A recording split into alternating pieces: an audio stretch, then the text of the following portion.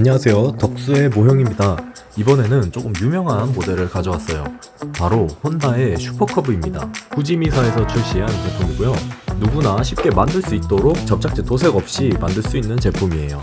때문에 매뉴얼에 따로 색상 표시가 안 되어 있어서 제가 하나하나 찾아서 써주었습니다. 1억대가 넘게 팔릴 만큼 자료가 많을 줄 알았는데 생각보다 쉽지 않았어요. 초보자용이기 때문에 습식 데칼이 아닌 스티커가 있고요. 부품은 그렇게 많지 않습니다. 사출 퀄리티는 나쁘지 않았는데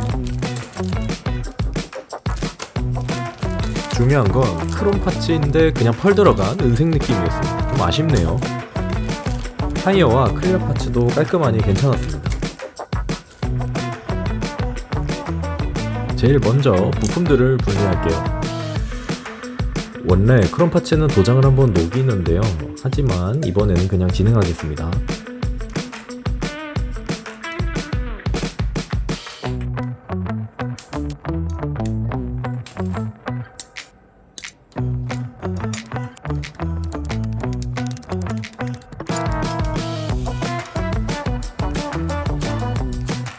이제 게이트를 제거할 겁니다. 아껴놨던 니퍼 꺼내서 정리해주도록 할게요. 그런데 하나씩 또 보여주기에는 지겹죠? 정리는 넘겨버릴게요. 게이트 제거하고 칼과 사포로 다듬어줍니다. 사포는 600방과 1000방을 사용해줄게요. 보시는 것처럼 이미 훌륭한 표면이지만 게이트 자국을 없애다 보면 결국에는 하게 됩니다. 조심하면서 깎아주고 사포로 자국을 없애주고 표면도 정리해줄게요. 이 작업들을 마찬가지로 모든 부품에 해줍니다. 이제 바이크 모델 필수 과정 접합선 수정을 해줄 것인데요. 처음에 말씀드렸다시피 접착제 없이 만들 수 있도록 설계된 제품이기 때문에 고민을 좀 해야 했습니다. 아무리 그래도 이 부분을 참아줄 순 없겠죠. 먼저 쉬운 부품부터 작업할게요. 저는 항상 타미야 무수지 접착제로 작업합니다. 대충 발라주고 붙여줍니다. 녹인 부품이 굳으면 칼로 잘 다듬어주면 됩니다. 그리고 사포로 마무리해주면 나름 깔끔하죠? 다시 메인 바디를 손볼 겁니다. 매뉴얼을 살펴보면 바디 결합 시 엔진을 사이에 껴놓도록 하라고 하네요. 때문에 저는 엔진 쪽에 손을 대려고 합니다. 먼저 가졸 리븐을 해주고 결합부 위쪽을 뚫어서 아래에서 위로 결합이 되게끔 할 겁니다. 뭐 대충 이런 식입니다. 부품을 자르기 위해 저렴한 모형용 톱을 준비했어요. 대충 눈대중으로 보고 조금씩 잘라줍니다. 도색까지 감안해서 조금 더 넓게 해줬어요. 예상과는 다르게 조금 빗나갔지만 타이트하게 결합한다 생각하면 괜찮을 겁니다. 남은 구멍도 열심히 톱질해줬고요. 테스트를 해봤는데 들어가지를 않아서 조금 더 넓혀줬습니다. 그리고 다시 해주니까 딱 맞게 들어가더라고요. 굉장히 빡빡하게 들어갔기 때문에 사포로 조금 더 넓혀줬습니다. 바디 결합하고 조립해주니까 다행히 잘 들어갔습니다. 이제 걱정 없이 접합선 수정하면 되겠네요. 이번엔 타이어를 좀 다듬어 줄게요. 전반적으로 괜찮지만 고무이다 보니까 경계선이 보이기 때문에 다듬어 줄 겁니다. 홈플러스에서 산 줄사포를 준비하고 조심하면서 쓱쓱 밀어줍니다. 이거 생각보다 많이 해야 했어요. 깔끔하기도 하고 주행감까지 줄 수 있어서 이 작업은 꼭 해줍니다. 나쁘지 않죠? 이건 배기구인데 구멍이 막혀 있어서 뚫어줄 겁니다. 핀바이스를 꺼내고 적당한 드릴날을 골라서 핀바이스에 장착을 하고 잘 조준해서 뚫릴 때까지 돌려줬어요. 이제 도색을 해야겠죠. 바디의 흰색 부분은 흰색 서페이서로 칠해줄 겁니다. 나머지는 모두 회색으로 합니다. 원래는 파란색인데 저는 모두 녹색으로 할 겁니다. 핸들은 실제 바이크라도 부품이 분리되어 있기 때문에 접합선 수정은 하지 않았어요. 하얀색은 번호판에만 사용합니다. 바디의 하얀 부분은 아이보리 색상이라 타미야의 레이싱 화이트를 사용했습니다. 밝은 색은 잘 안 보여서 조심해서 칠해줬어요. 먼저 간단한 무광 검정부터 작업해줍니다. 저는 단색 부품 먼저 작업하는 게 편하더라고요. 도색하고 치워놓으면 편합니다. 유광 검정은 메탈릭 하도로도 사용되기 때문에 좀 더 많은 부품에 칠해주도록 할게요. 다음은 메인 바디 컬러로 사용할 검록색입니다. 어떤 도료인지는 기억이 안 나네요. 먼지가 붙지 않도록 조심해야 합니다. 크롬 도장을 위해서 우레탄 유광 검정을 사용할 거예요. 사용하기 까다롭지만 또 우레탄만한 건 없더라고요. 마찬가지로 먼지는 치명적입니다. 해당 키트에는 데칼이 아닌 스티커가 있어요. 퀄리티가 나쁘지는 않은데 살짝 아쉬워서 따로 데칼을 제작해서 주문했습니다. 처음 해봤는데 상당히 만족스러웠어요. 스티커와 데칼 둘 다 사용할 겁니다. 데칼 붙이기 전에 붓도색 먼저 해줄게요. 저는 마스킹이 힘들거나 작은 부분은 웬만하면 붓으로 해결합니다. 클리어 도색 전에 붙여야 하는 스티커 먼저 붙여줍니다. 스티커 품질이 생각보다 좋기 때문에 입문용으로는 확실히 좋은 제품이네요.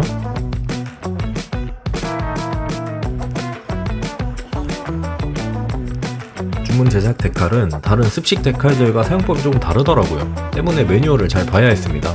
저는 안 봤다가 고생했어요. 버튼 아이콘도 손수 만들어줬습니다. 스티커가 더 낫겠다 싶은 건 스티커로 붙였어요. 저는 핀셋으로 작업했는데 스티커가 약해서 상처가 잘 납니다. 여러분은 조심하세요. 남는 실버 계열의 도료로 바디의 로고 부분을 칠해주고 로고 데칼을 붙여줍니다.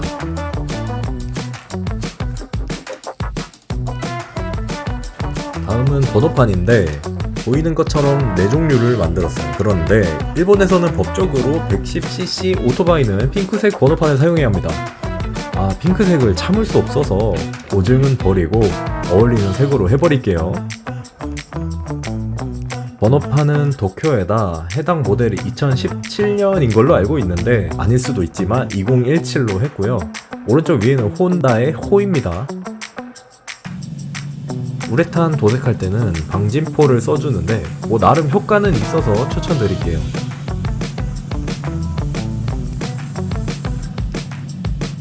이건 시트의 뒷부분인데 사포로 도색을 벗겨내고 바디에 쓰인 레이싱 화이트를 칠해줬습니다. 번호판은 유광 클리어로, 엔진 쪽은 무광 알루미늄으로 칠해줬습니다.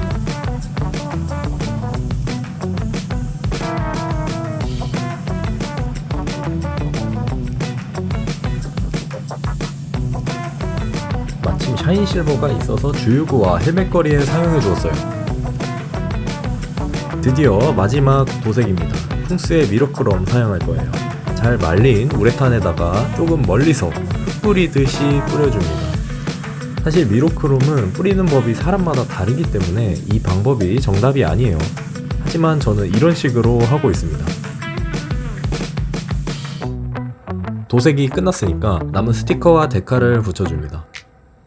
기대를 안 했는데 스티커가 접착력도 좋고 품질이 좋아서 다행이네요. 안장 뒤쪽 로고는 따로 제작한 데칼로 마무리해줬습니다. 나머지 데칼도 붙여줍니다. 이제 컴파운드 작업을 해줄 겁니다. 그런데 너무 길고 지루하죠? 알아서 하고 오겠습니다. 짜자리 부분은 붓으로 마무리해줄게요. 그리고 건담 마커로 작은 디테일을 챙겨줬어요.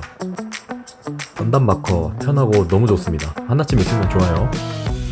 자, 드디어 조립을 해줄 거예요. 조립 순서는 매뉴얼을 따라갑니다. 기본적으로 접착제 없이 만들 수 있도록 나온 제품이라서 도색을 하고 나니까 굉장히 빡빡하게 조립되더라고요. 저는 가능하면 접착제를 사용해줬습니다.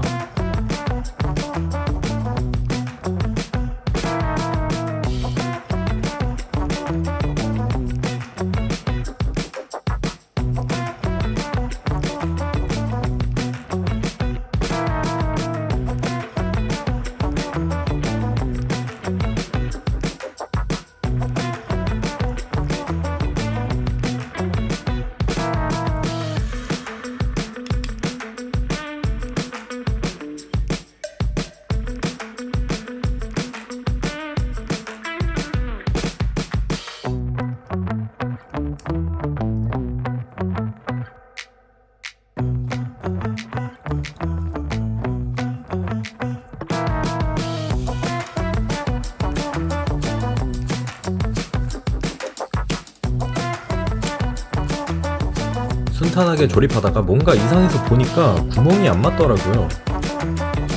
아니 90년대 제품도 아니고 뭐 어쩔 수 없죠. 아래쪽만 잘라줘서 간단하게 해결했습니다.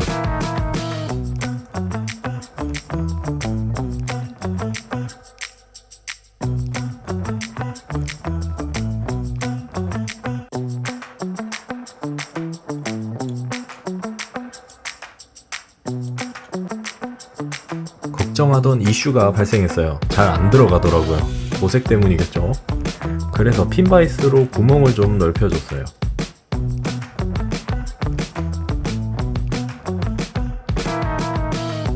마찬가지로 안 들어가는 것들은 똑같이 넓혀주면서 해야 했습니다.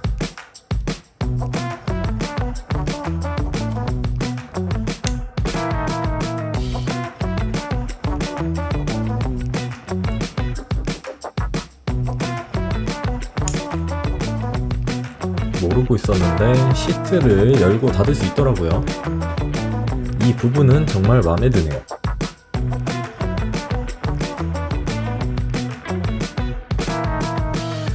조립 순서를 틀려버렸네요.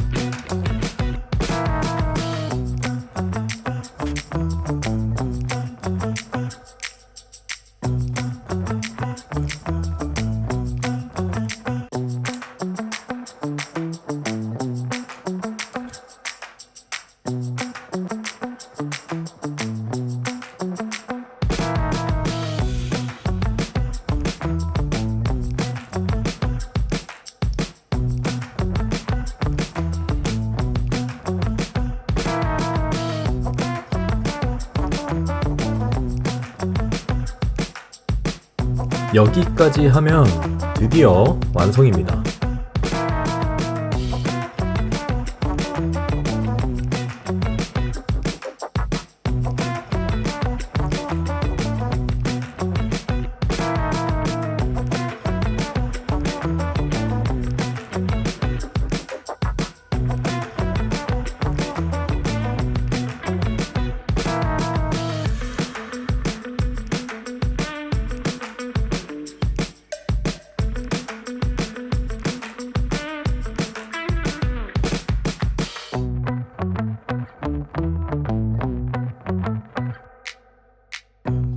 후지미사의 혼다 슈퍼커브 만들어봤는데요. 처음에는 좀 걱정했는데 막상 만들어보니까 퀄리티도 괜찮고 정말 입문용으로는 좋은 것 같아요.